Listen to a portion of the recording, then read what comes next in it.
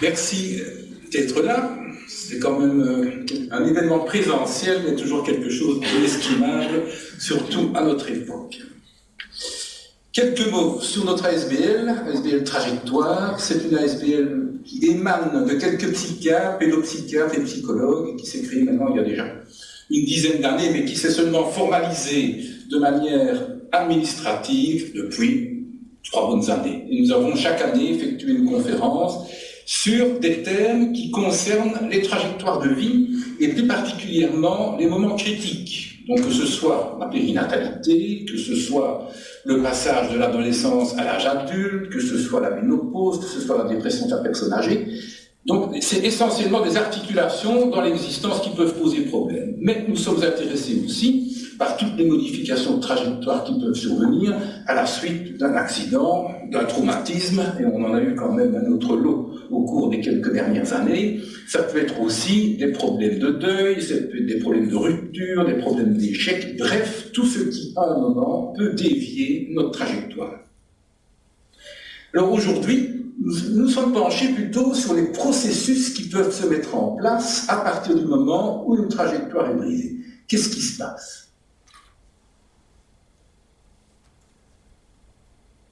Qu'est-ce qui se passe donc lorsqu'un traumatisme est vraiment venu mettre le chaos tellement les gens ont été surpris? Alors il reste un cœur qui bat, heureusement, donc on peut encore l'entendre. Il reste un cerveau qui fredonne, notamment la chanson de Gilbert Bécaud « Et maintenant que vais-je faire ?» Mais pour quel parcours? Donc nous étions sur notre trajectoire, nous marchions en quelque sorte guidés par une étoile. Nous avions tenté d'étreindre le sens qui pouvait exister, et puis on s'est rendu compte qu'on s'est peut-être perdu dans des chimères, dans l'inutile, dans l'insensé, et on se demande évidemment où sont nos trajectoires lorsque nous avons vécu ces éléments difficiles. Alors ce qui reste, c'est une parole aussi intérieure, une parole, des commentaires, un vrai monologue, qui est compris comme venant de nous, mais qui à d'autres moments pourrait être vécu comme venant de l'extérieur, comme si c'était hallucinatoire, alors qu'en réalité, c'est pseudo-hallucinatoire, ce discours, il vient bien entendu de nous, il correspond, il est en accord avec nous-mêmes, il correspond plus ou moins avec le discours normatif. Alors la personne qui va nous en parler aujourd'hui, c'est le docteur Jean-Louis Feiss. Docteur Jean-Louis Feiss est psychiatre, il est psychothérapeute. Il est l'auteur de nombreux textes et de plusieurs livres, dont l'anthropologie de Scott, aussi Quel système pour quelle psychiatrie, et plus récemment encore, c'était il y a à peine une année, Le délire. Voilà, merci Jean-Louis d'être présent. Donc nous étions toujours dans notre parcours de passant, dans notre trajectoire qui tout d'un coup avait été interrompue, soit par un trauma, soit par un événement subi, en tout cas inattendu, que ce soit un deuil, un échec. Donc une perturbation dans le parcours, et finalement nous nous interrogeons, qu'est-ce que nous allons pouvoir faire? Comment allons-nous pouvoir redémarrer? Donc la tentation d'un autre monde nous berce les oreilles. Un autre monde, mais aussi d'autres dimensions, ou encore plus simplement d'autres alternatives. Donc ce n'est pas parce que notre chemin à un moment est interrompu qu'il n'y en a pas d'autres. Bien au contraire, il y avait certainement d'autres pistes qui avaient été autrefois amorcées et puis qui ont été abandonnées pour le chemin que l'on a poursuivi. Mais une fois que ce chemin poursuivi est en échec, il est clair que nous pouvons retrouver ces pistes antérieures, comme il est clair que nous pouvons en trouver de nouvelles. Alors bien sûr, nous percevons le monde dans ces 3 dimensions, en adoptant le ou les points de vue actuellement à notre portée. Mais que de choses nous échappent. Nous sommes limités, bien entendu, par notre physiologie, par notre fonctionnement. Il y a des tas de choses que nous ne sommes pas capables de percevoir. Le spectre de la lumière, nous en percevons quand même une petite partie. Le champ de condition, la même chose. Et il y a aussi toute une série de choses dont nous ne sommes pas conscients. Le conditionnement subliminal, par exemple, en est un bel exemple. Ou tout ce que nous percevons sans le savoir. Et là, je tiens à rappeler comme le brillant ouvrage de Lionel Nakache sur l'inconscient contemporain. Donc ce bouquin ici, voilà, Freud, Christophe Colomb des neurosciences, ce brillant ouvrage où manifestement Nakache met en évidence des éléments importants dont nous pouvons être inconscients sans, nous pouvons être conscients sans le savoir. Donc les trajectoires brisées ne laissent pas que le vide. D'autres pistes peuvent se dessiner, d'autres chemins se reprofilent, autrefois empruntés puis abandonnés. Donc, toutes ces voies font partie de l'immense potentiel qui nous appartient d'entrevoir. Alors il m'est venu à l'idée d'inviter Jean Troussel, qui est un peintre français, et qui est particulièrement intéressé par cet univers dimensionnel. Jean Troussel, à la base, est un géomètre, peintre savant, inventeur de l'image globale. Et dans un premier temps, Jean Troussel a toujours refusé d'avaliser des affirmations péremptoires. Il a dénoncé toute une série de vérités toutes faites qui ne tenaient pas la route à la lumière d'évidences scientifiques. Par la suite, il est passé par le défi audacieux de représenter les choses dans leur totalité, à l'instar du paradigme qui se veut synthèse de l'ensemble des points de vue sur un objet donné. Jean Troussel n'a pas cessé de poursuivre sa recherche de l'objet dans sa totalité.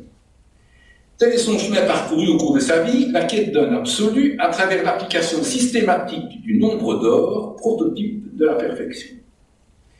La danse du pinceau, la rigueur du tracé, la chasse au doute font de son univers multidimensionnel un projet audacieux aux multiples perspectives. Et à la lumière de ce modèle, que de relais aussi pour nos trajectoires de vie. La conception multidimensionnelle de Jean Troussel se situe évidemment dans le cadre de l'activité picturale. Pour rappel, pour un peintre, une dimension, c'est une distance entre deux points. Dans ce sens, les dimensions peuvent se concevoir au-delà des trois que nous connaissons bien. Ce sont ces dimensions que Jean Troussel s'évertue à représenter. Et il le fait en toute référence aux règles de la perfection, celle à laquelle peut prétendre l'utilisation du nombre d'or. Voilà, merci Jean d'être ici pour ce deuxième exposé. Je remercie le docteur André-Marie Masson de m'avoir présenté comme il l'a fait. Évidemment, je suis un peu surpris de me trouver parmi vous, mais puisque j'ai passé ma vie avec les dimensions, avec le temps, avec surtout l'espace. Alors, je vais essayer de vous parler de ce que je sais simplement. Donc, je vais vous mettre en contact avec un tableau. Ce tableau, je vais en faire la description. Il est fortement parlé du nombre d'or, donc de l'organisation, de l'architecture, de l'orchestration d'un tableau. Il faut aussi vous dire que il y a trois sortes de musiciens. Il y a des musiciens qui font des musiques primitives, d'autres qui font de la musique d'accompagnement, de films, de textes. Et puis, il y a des musiciens savants. Il en est de même avec les peintres. Je ne fais pas de peinture primitive parce que je suis allé à l'école et je n'ai jamais fait de peinture décorative, c'est-à-dire d'accompagnement. Je me suis efforcé de faire uniquement de la peinture savante. En effet, je n'ai jamais cru que l'homme du XXIe siècle continuerait à faire des images illusionnant trois dimensions, alors que les physiciens pensent, savent, qu'il y en a pour le moins 9. Certains pensent jusqu'à 20 dimensions. Ce refus m'a conduit dès 1977 à élaborer une théorie d'hyperimage. Qu'est-ce que l'hyperimage? C'est l'image d'un espace qui a plus de 3 dimensions, comme un hyperespace est un espace qui a plus de 3 dimensions. Depuis nos origines, notre système visuel a évolué. Nous sommes passés de 2 à 3 dimensions. Il nous permettra demain de voir dans plusieurs espaces à 3 dimensions, c'est-à-dire de passer de 3 à 4 dimensions. Je précise que l'ensemble des espaces à 3 dimensions est en géométrie une 4e dimension géométrique, où j'ai passé beaucoup de temps avec elle. J'ai donc anticipé cette évolution. L'espace euclidien est celui d'un seul espace visuel. Nous savons qu'il y en a au contraire une infinité. Il ne pouvait donc pas m'intéresser. Je m'explique.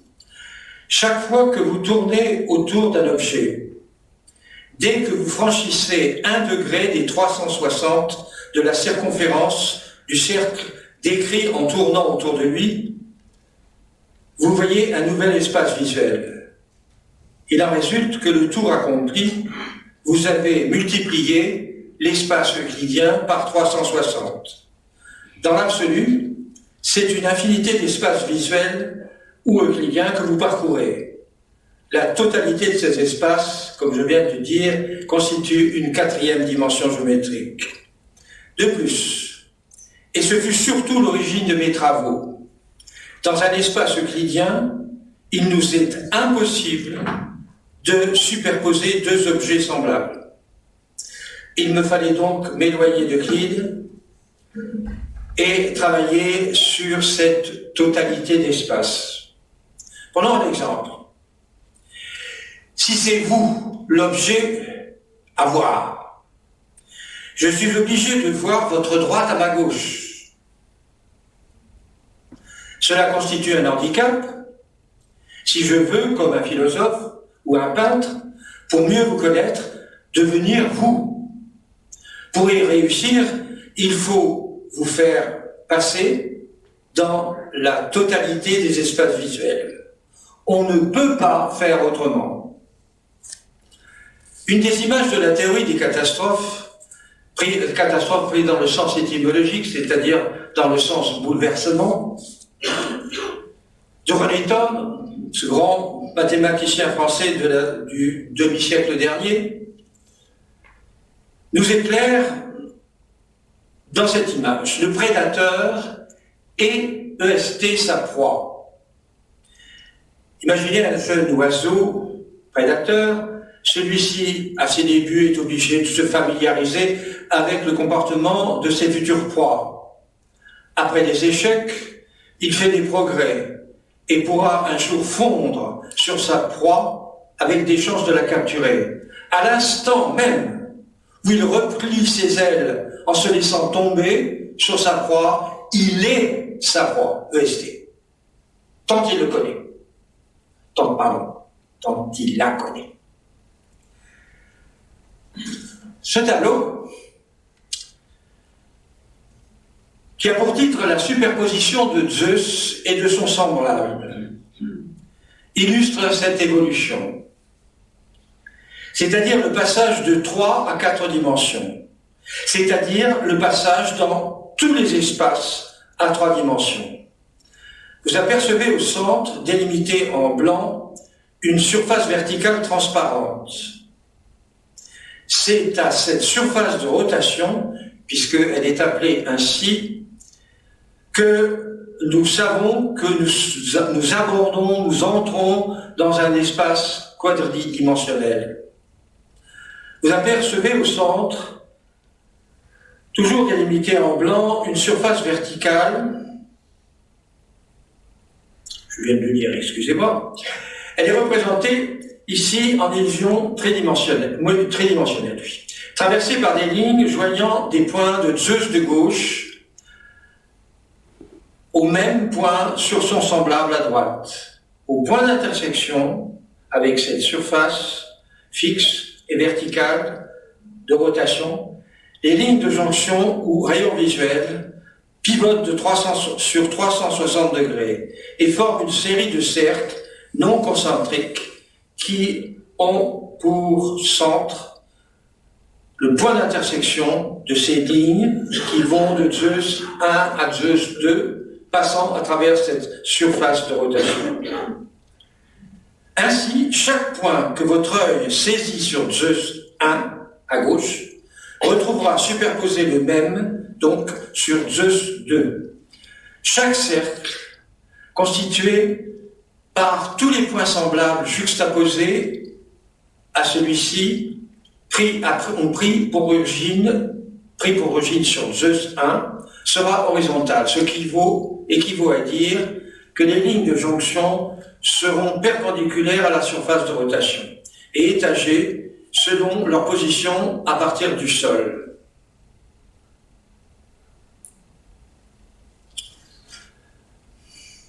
Sur ce tableau, ce sont des cercles sous forme d'ellipse, bien sûr, puisque vous savez qu'un tableau n'a que 2 dimensions et que l'art de traduire 3 dimensions sur 2, c'est l'art de la perspective de la Renaissance. Et comme vous le savez maintenant, je suis obligé d'aller plus loin puisque je suis avec 4. Mais malgré tout, pour m'exprimer, j'ai toujours que 2 dimensions. Donc sur ce tableau, ce sont les cercles sous forme d'ellipse en couleur chair, dont chaque point juxtaposé constitue la circonférence du cercle, c'est-à-dire le chemin parcouru par les lignes de jonction en pivotant. Cela est vrai si le spectateur est immobile et perpendiculaire au tableau. S'il se déplace dans l'espace, cette 4e dimension est insuffisante. Une 5e lui permettra de voir ce tableau, quelle que soit sa situation dans l'espace 3. Précision. L'ensemble de ce que je viens d'évoquer concernant ce tableau est reproductible, adaptable à tout objet vu par tout fabricant d'images désireux demain d'aller plus loin dans la représentation d'un objet vu. Maintenant, je vous parlerai du nombre d'or dans ce tableau.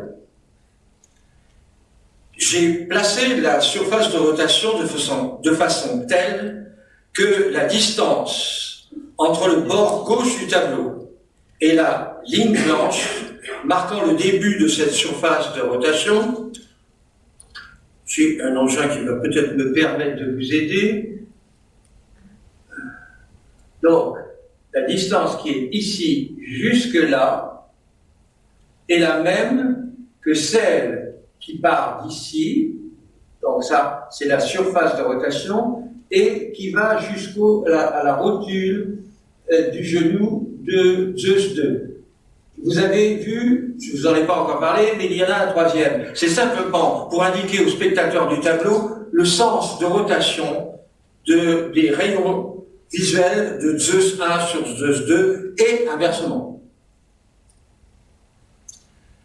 Donc, en ce qui concerne le nombre d'or, je viens de vous préciser, donc, 3 dimensions. Une qui part d'ici jusque-là, une qui va jusque-là, et la même que la première, ici, qui se retrouve d'ici à là-bas. L'une à 28 cm, celle-ci. Celle-ci à 17 cm,30 rotule du genou. Et de la rotule du genou du Zeus 2 jusqu'au bord, encore une fois 28 cm. 28 cm sur 17 cm 30 égale le nombre d'or. Donc ce nombre d'or se trouve à la fois à gauche et à droite du tableau pour commencer, car ce n'est pas fini.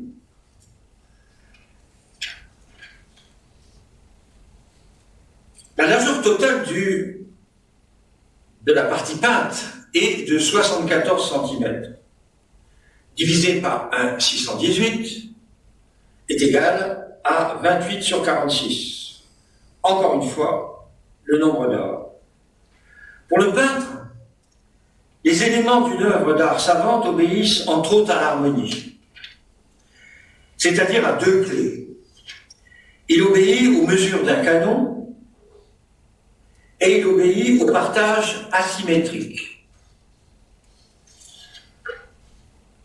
Les mesures d'un canon nous sont données par la distance entre l'extrémité et l'attache du médius. Vous savez ce que c'est que le médius. Je vous cite, pourquoi un tel choix en fait? Tout simplement parce que les Égyptiens ont trouvé que de l'âge 0 jusqu'à l'âge adulte, la main grandissait de façon continue. Je vous cite l'exemple du canon égyptien qui est sensiblement le même que celui des Grecs est d'une autre. Il y a donc un médius entre le niveau du sol et la tâche du pied, 5 médius entre le niveau du sol et le bas de la rotule du genou, 7 pour déterminer l'extrémité du médius main tendue, le bras le long du corps, 8 l'attache du médius, 19 pour aboutir au sommet du crâne, le nombril se trouve à 11 médius du sol. Ces mesures sont une clé conduisant la pensée vers le beau, concernant tout au moins la personne humaine. Deuxième clé. Les mesures du partage asymétrique nous sont données par 1,618. Qu'est-ce que ce partage asymétrique? Prenons un segment de droite AC. Il vous est demandé de le partager de sentiments, sans que ce partage soit au milieu du segment AC, ni presque aux extrémités. Autrement dit, je vous demande de partager ce segment, vous le ferez chez vous, ou plutôt vous demanderez le partage à ceux que vous connaissez et vous aurez la réponse que je vais vous donner. Donc le partage se situe en B.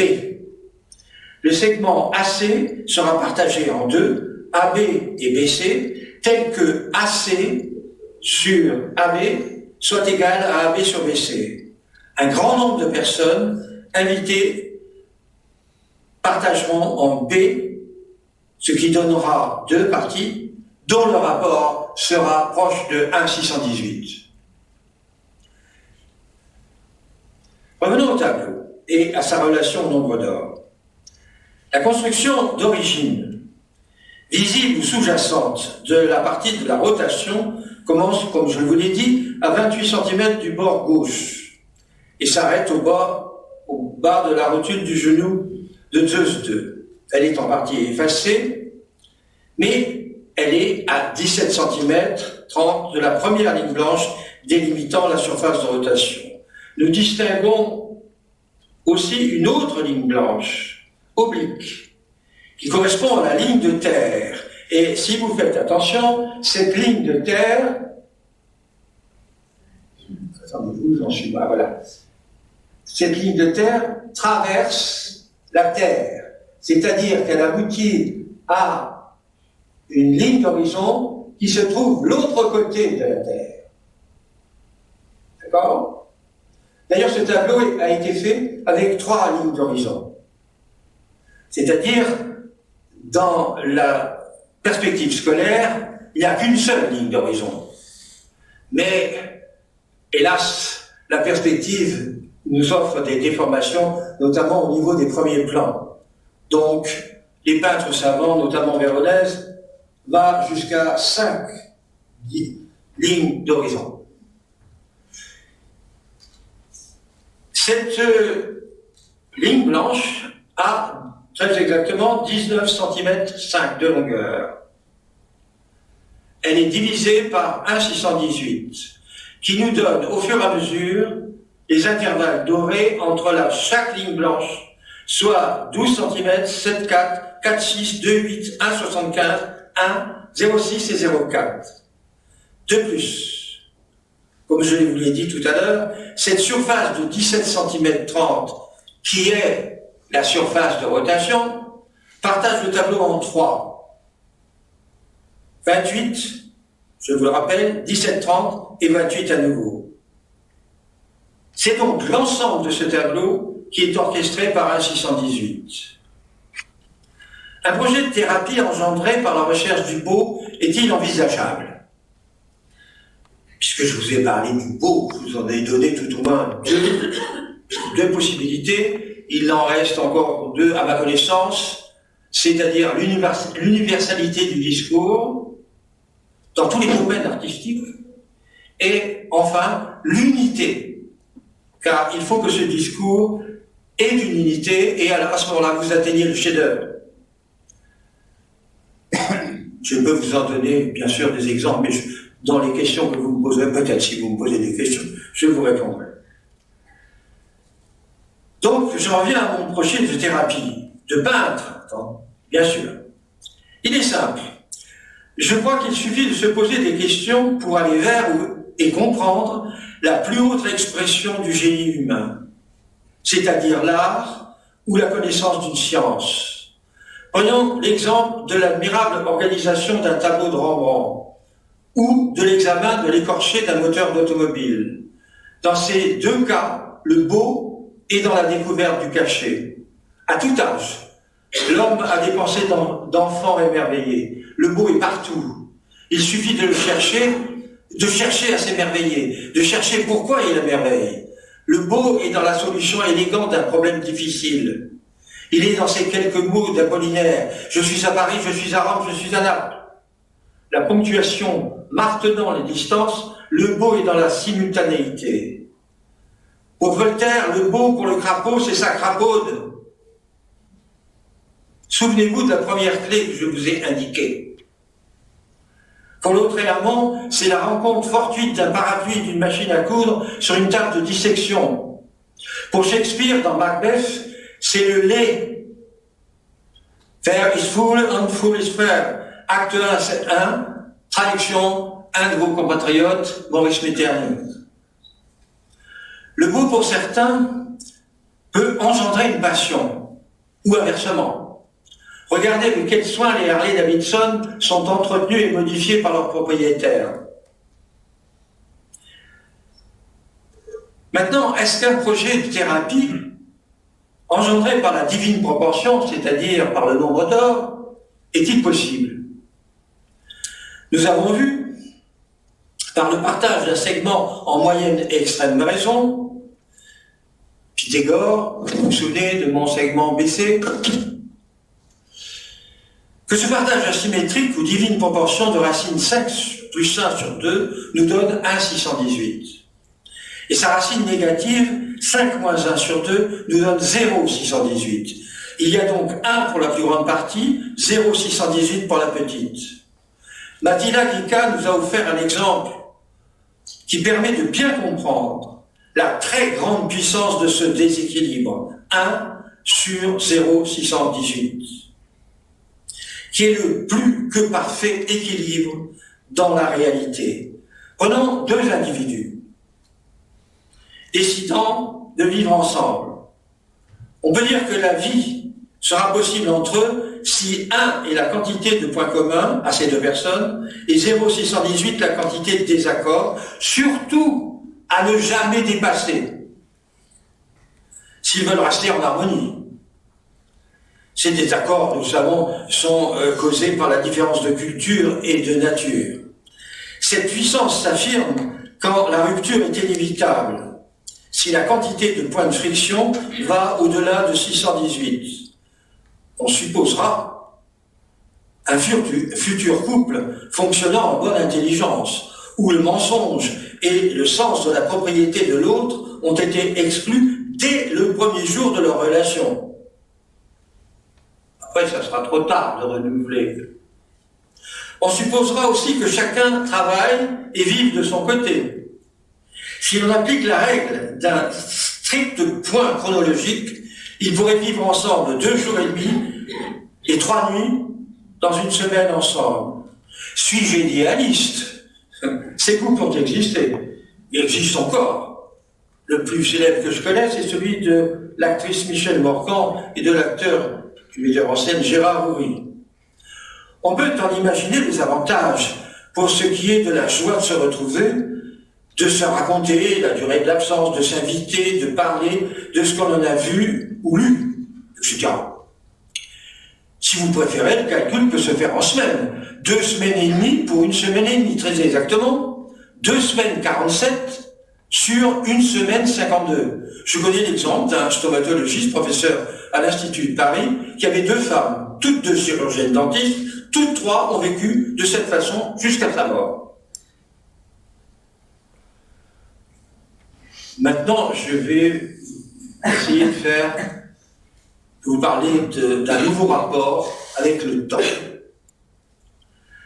Le temps nous est suggéré dans ce tableau par les ombres que vous voyez hors tableau, les 3 soleils, qui est donc hors du tableau. dans la marge, j'ai suggéré le temps. Cette suggestion, vous allez voir, est tout à fait classique. Sauf que ça n'a jamais été fait. Mais je veux dire par là qu'elle est dans un espace 3. Donc, le temps est suggéré par les ondes des rayons visuels éclairés par une source lumineuse. Ici, le soleil, placé en marge, indique sa situation à 3 reprises. Le 27 juin 2022, entre 19h45 et 19h51, soit 11 minutes. D'où 3 jeux d'ombres bleues. Il faut savoir que les ombres des rayons visuels couleur chair, parce que les rayons visuels, je les lance ou je les reçois, des personnages, vous avez peut-être aperçu ces ellipses dont je parlais tout à l'heure. Vous en avez quelques-unes. Je crois, vous en avez mis 9. Je crois me souvenir du chiffre 9. Mais vous imaginez qu'il y en a une myriade à faire. Vous pouvez en faire 100, si vous voulez. Évidemment, plus vous en faites, plus vous êtes proche de la réalité des personnages qui sont indiqués. Évidemment. D'où des ombres bleues, renforcées par la projection en orange de ces ombres bleues. Soit des ombres des ombres. En effet, les rayons visuels ont une ombre. Tout au moins, pour ce qui me concerne, c'est la seule façon de représenter les ondes visuelles.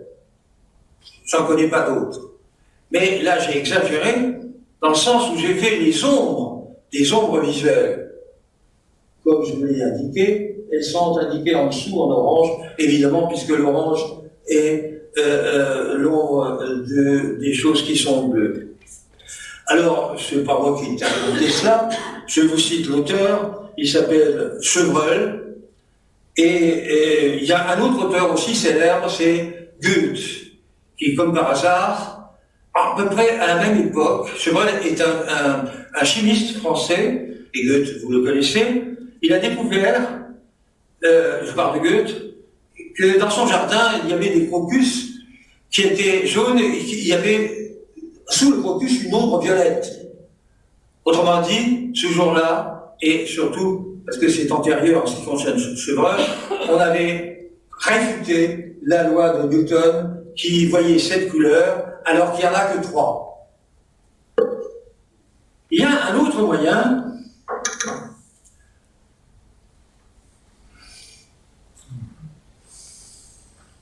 qui s'inscrit dans non plus dans 3, mais dans 4 dimensions géométriques. Ce tableau a pour titre 18 points vus sur une demi-pomme. En effet, puisque vous savez que je parle de 4e dimension, j'ai 18 points que j'ai vus sur la pomme rouge et que j'ai reportés de l'autre côté de façon ici, c'est la même chose, mais ce sont mes rayons visuels que j'ai reportés. Sinon, je me trompe d'engin, vous m'excuserez, c'est la demi-pomme qui est là. Vous avez ici des rayons visuels qui sont dans le sens de la surface. Il y en a 18, puisque je viens de le dire. Et c'est ensuite, mon regard va se poser sur chacun des rayons visuels. D'accord? Et je vais me promener ainsi comme ça. C'est exactement ce qui se passe, d'ailleurs. Vous ne pouvez pas faire autrement, à ma connaissance. Grâce aux ombres portées de ces ondes sur le sol, je peux évaluer la durée que j'ai mise pour aller du premier point vu au 18e. La durée pour aller d'un point à un autre est de plus ou moins 500 millisecondes, de même d'un rayon visuel à un autre, ce que je viens d'essayer de vous montrer. Soit un voyage de 9 secondes dans 4 dimensions. 9 secondes dans 4 dimensions. Autrement dit, j'ai utilisé une succession de distances métriques entre 2 ondes pour mesurer la durée dans ce tableau qui a utilisé 4 dimensions géométriques et une 5e donc, mais temporelle. Pour Newton, le temps englobe 3 concepts. La simultanéité, la succession et la durée. malgré le fait que la simultanéité soit le contraire de la succession.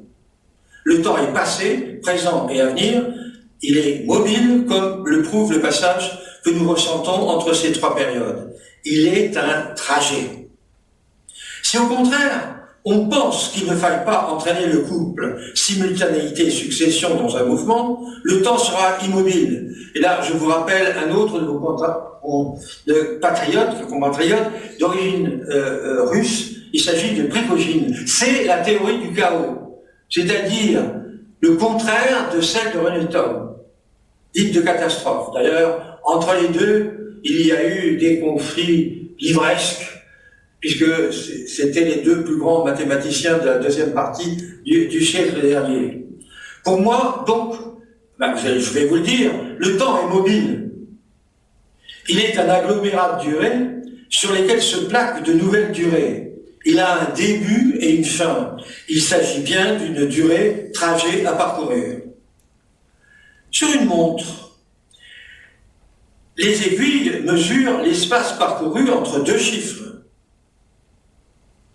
Ce qui fait qu'elle ne mesure pas le temps, la totalité des durées, mais une distance, celle mise pour aller d'un chiffre à l'autre.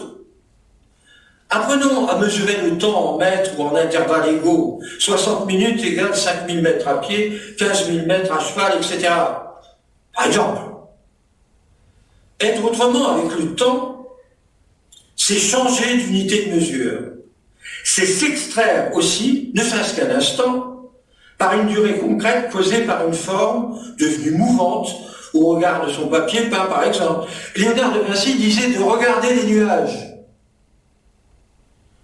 C'est donc s'extraire d'un espace ou une durée devenue uniformisée par un traumatisme.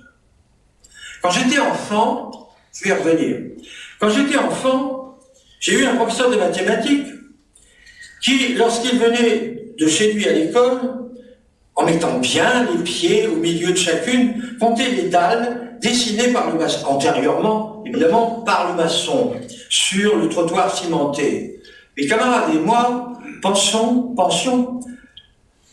qu'il devait quelquefois se tromper, et c'est pourquoi il recommençait. Ou bien ce comptage devait peut-être lui servir dans ses réflexions mathématiques, ou bien encore l'éloigner avec joie de chez lui.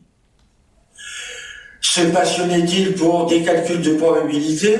On n'a jamais su. De même, on n'a jamais su s'il comptait en pas, en mètres ou en secondes, ou s'il était de surcroît poète et ou gourmand en kilos de chocolat. Plus sérieusement, imaginons l'utilisation de deux montres. L'une mise à l'heure sur un poignet et l'autre réglée avec une, pour le moins, ou plusieurs heures de retard sur l'autre. Voyez, le bouleversement ou la catastrophe élémentaire que constitue le regard sur l'une puis sur l'autre tue le confort ou l'inconfort du continu, par un discontinu salvateur. Est-ce là l'ébauche d'une piste pour une thérapeutique destinée à modérer ou à éloigner les traumas? Il faut apprendre à injecter du vide entre deux durées, comme le prouve le passage à vide que nous ressentons entre deux durées. Il me semble que oui. Encore faut-il vouloir guérir. Être autrement, avec la distance durée et l'espace pour moi, dans la pratique, c'est changer de fauteuil quand on s'assoit à nouveau, pour vivre dans un espace vivant, grâce au changement de l'espace visuel. Imaginons notre bureau au milieu d'une pièce, avec d'un côté un fauteuil pour le visiteur et de l'autre 2 ou 3 fauteuils où nous nous asseyons tour à tour sur chacun pendant la conversation. Non seulement notre visiteur changerait d'espace visuel à chaque fois, mais nous aussi. Si le visiteur est impatient, je peux toujours imaginer, il faut qu'il fasse de même chez lui, en changeant de fauteuil pour voir autrement, ou en changeant la place des objets pour les regarder autrement. Pour regarder autrement, il faut changer de place autour de l'objet, tourner autour de l'objet, pour mieux le connaître, de façon à ce que la pièce dite de vie soit présente et vivante, alors qu'elle est souvent absente et morte chez le désorienté ruminant ses malheurs. Le fait de lire 2 montres vous met en situation de bouleversement, ou mieux encore, en situation de bifurquer. Et encore, faut-il vouloir guérir. Je conclurai qu'il s'agit bien pour moi d'amener la personne vivant en situation de trauma à devenir un sur-spectateur de sa vie, du monde, de sa maladie, de tout.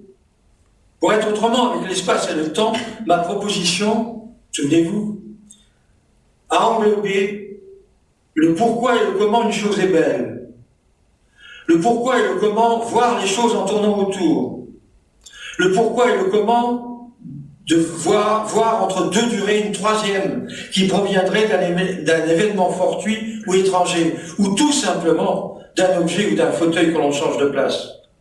En appui, je pense à la définition du beau de Lautréamont.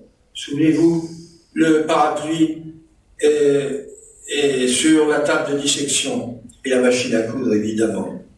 Je pense aussi à Paul Valéry, quand il disait que la poésie était l'art du discontinu, c'est-à-dire l'art d'organiser les ruptures. Je pense aussi à Cézanne, quand il se demandait ce qui se passait entre l'objet qu'il voyait et le même inscrit sur son cortex. Car vous savez que celui qui est inscrit sur votre cortex, il est à l'inverse de l'objet que vous voyez. Ça pose un gros problème. Et ça a posé de tout temps des problèmes importants. Imaginez, je ne sais pas, monsieur qui est chirurgien et d'opérer de lui couper une jambe gauche, si c'est pas sa jambe gauche, n'est-ce pas? Bien. C'est une petite parenthèse et comme Raymond Devos, je vous promets qu'elle est fermée là. À cela, je peux répondre aujourd'hui. Je peux répondre à Cézanne. Il y a une mouvance de formes issues de l'organisation du regard de Zeus 1 sur Zeus 2, pendant que l'un se superpose à l'autre. C'est exactement cette fluctuation que l'on voit quand on est dans la 4e dimension que j'ai choisie. Autrement dit, si on généralise, les formes se succèdent tel un film d'animation, pendant le passage de ce qui est sur notre cortex jusqu'à l'objet que l'on voit. En effet, si je décompose mon regard, mes regards, je fais par exemple, je note 100 regards sur l'objet qui est immobile, mais moi, je suis en train de tourner autour. J'en fais 100. Image par image. Ensuite, je projette ces images, par exemple, à 20 images secondes, ce qui est, en général, je crois, la vitesse de projection. Vous voyez toute une animation, et vous voyez cette fluctuation réelle entre deux choses qui sont face à face. C'est là, d'ailleurs, j'allais dire tout mon art, c'est tout ce que je sais faire. Ces 3 énoncés, que je viens de citer, faisant suite, afin d'avoir une vision globale d'un objet ou d'une chose, plutôt que de rester à l'extérieur, exclu de leur dedans. Voir dans 4 dimensions, c'est être au-dedans d'une superposition en acte. Une superposition en acte, c'est l'acte de superposer la gauche d'un objet avec ce qui est inscrit à droite sur notre cortex, alors que l'on est face à l'objet regardé. Je vous remercie de votre attention et bien sûr, si vous avez des questions,